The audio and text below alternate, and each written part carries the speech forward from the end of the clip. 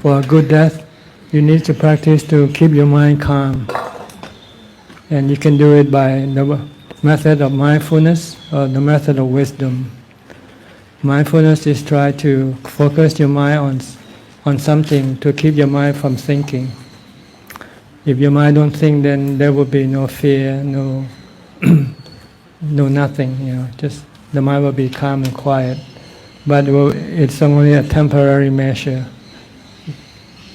To get to a permanent fix, you need to use the method of wisdom to understand the nature of the body. That body is impermanent. It is a natural phenomena. It doesn't belong to us. It's just a combination of the four elements that come joined together to form a body. And one day it will then have to separate. And there's nothing anybody can stop it from happening. And the cause of our suffering or mental stress is because we cling to the body.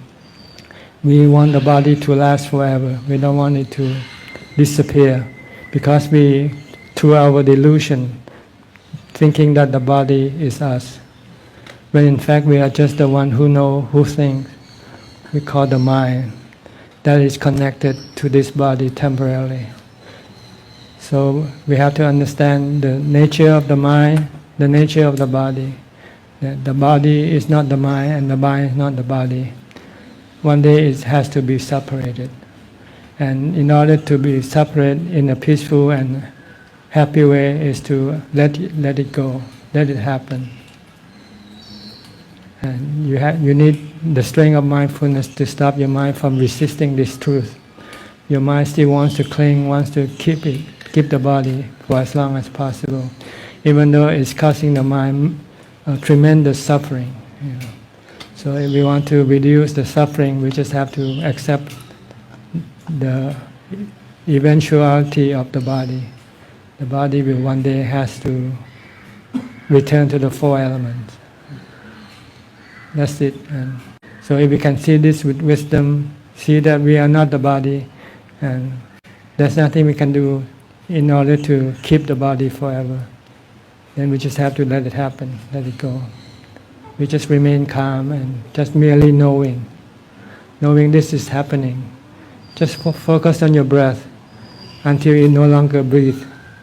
Then you know the mind and the body is separated. Okay, that's why we need to practice a lot of meditation, mindfulness, in order to first to still the mind, calm the mind, to stop the defilement from resisting the truth.